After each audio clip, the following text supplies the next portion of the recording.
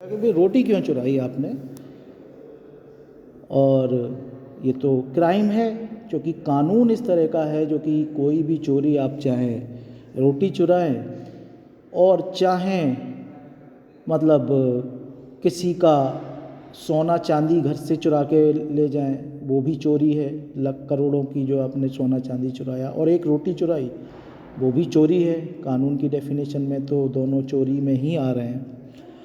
तो अब उसको चोरी का मुकदमा चलेगा या उसको बेल करानी पड़ेगी, तो उस टाइम पे भी जेल में रहना पड़ सकता है 2-4 दिन बेल होने तक। और जब मुकदमा ये फाइनलाइज हो जाता है कि हाँ उसने चोरी की है, मुकदमा चलने के बाद जजमेंट आ जाता है, तब भी उसको कुछ दिन जेल में रहना पड़ सकता है कि भाई आपको 1 महीने की सज़ा मिली, आपने एक रोटी चुराई थी, या आपको 2 दिन की सज़ा मिली है, 2 दिन जेल में जाइए। अब वो जेल में जाता है, जेल का एनवायरनमेंट कैसा है, उसका मैनेज कैसे किया जा रहा है, क्या वहाँ पे वो सुधर के निकलेगा या और बिगड़ के निकलेगा। ठीक है ना। तो ये एक पीनोलॉजी का सब्जेक्ट हो जाता है कि क्राइम और मैनेजमेंट ऑफ प्रिजन के बारे में वो जो है मतलब वहाँ पे डिस्कशन होता है। अब देखिए डेफिनेशन जो है ब्लैक्स की डिक्शनरी में इसकी दे रखी है कि penology is the subdivision of criminology. ठीक है ना। तो पीनोलॉजी जो है, जिसको हम दंड शास्त्र कहते हैं कि दंड कैसे दिया जाएगा, वो अपराध शास्त्र कि अपराध क्या होता है, इसकी एक सब डिवीज़न होती है। ठीक है ना।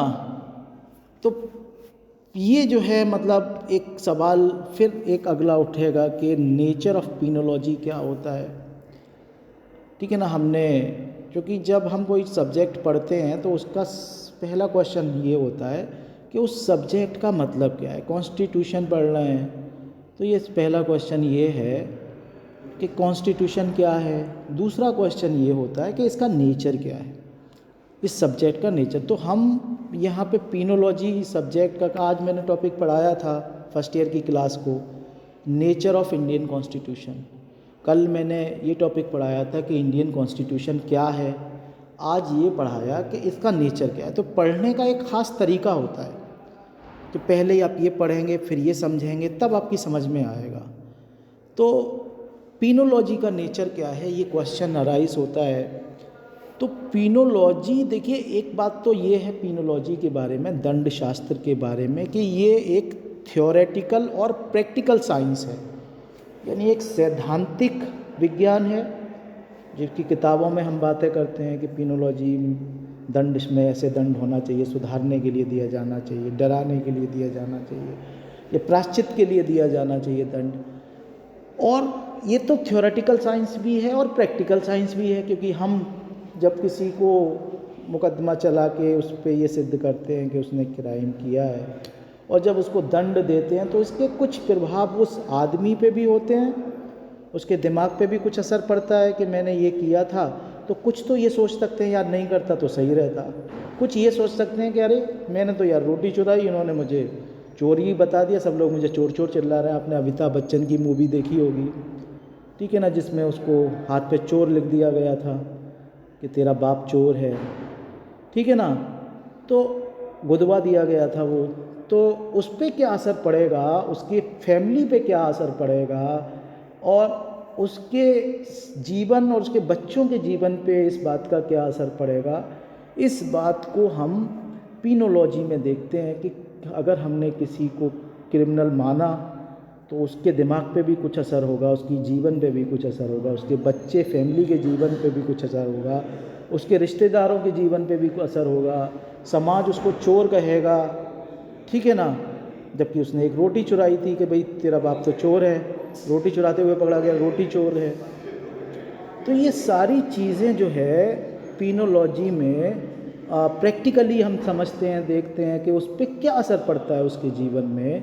इन जो हम मतलब उसको क्रिमिनल घोषित करते हैं और उसको दंड देते हैं, तो उसके और उसके परिवार और उसके जीवन पे किस तरीके का असर होता है।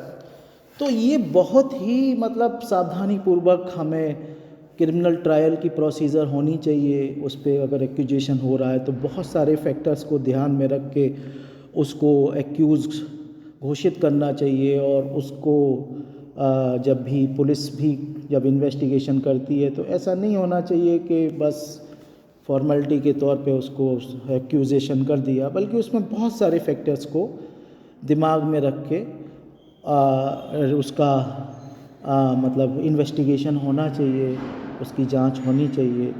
और जो है बाकी के बाहरी जो तत्व आ जाते हैं इन्वेस्टिगेशन में, जिसकी वजह से इन्वेस्टिगेशन फेयर नहीं हो पाती है, उसको भी हमें ध्यान में रखना चाहिए कि इन्वेस्टिगेशन फेयर तरीके से, उचित तरीके से, सही तरीके से, ईमानदारी से हो, ताकि वो व्यक्ति जिसके ऊपर की आरोप लगा है बेवजह, मतलब कानून की पेचीदगियों की वजह से वो विक्टिमाइज ना होने पाए, मान लीजिए। तो ये सारी चीज़ें हम इसको प्रैक्टिकल साइंस भी मानते हैं, पिनोलॉजी को। तो सबसे पहला सवाल ये उठता है कि इसको थ्योरेटिकल क्यों माना जाता है, सैद्धांतिक सब्जेक्ट क्यों माना जाता है? क्योंकि ये फिलॉसफी मतलब क्राइम की फ़िलॉसफी या दंड की फ़िलॉसफी से डील करता है, जस्टिफिकेशन ऑफ पनिशमेंट के बारे में डील करता है। पिनोलॉजी जो दंड शास्त्र है कि जो पनिशमेंट है वो जस्टिफाइड हो।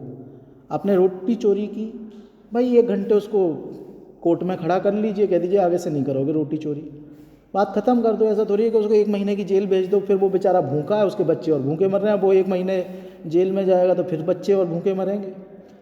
समझ रहे हैं ना? तो ये जस्टिफिकेशन ऑफ पनिशमेंट के बारे में भी डील करता है।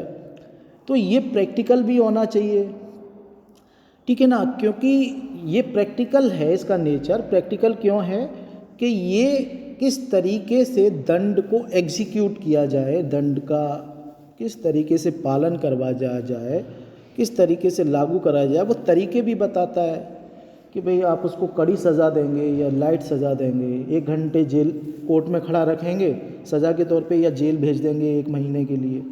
तो ये मेथड ऑफ एग्जीक्यूटिंग पनिशमेंट कि किस तरीके से दंड को लागू किया जाएगा, किस तरीके से उससे पुलिस उसको मतलब खींच के जो है उसके हाथों में हथकड़ी ले जाके सबके सामने ले जाएगी उसकी बेइज्जती करते हुए, या फिर उसको इज्जत के साथ, मान लीजिए कोई कुछ अफेंड भी है तो ले जाएगी। कुछ मामले में तो ये देखा गया है कि उसको बेइज्जत करते हुए हथकड़ी डाल के ले जाते हैं, हालांकि ये उसका फंडामेंटल राइट भी है कि उसको हथकड़ी डाल के सबके सामने न ले जाया जाए।